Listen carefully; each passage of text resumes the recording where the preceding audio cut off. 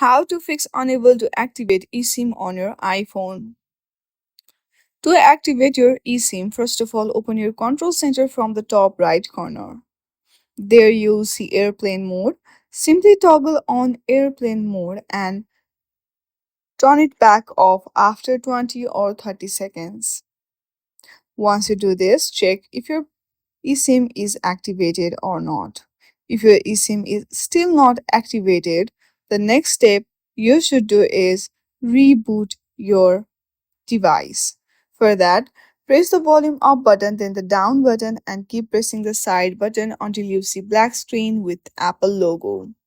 Once you do that, restart your device and go to the settings. From there, hit on General and select Transfer or Reset iPhone and reset your network or all settings. Once you do all of this, your issue will be solved.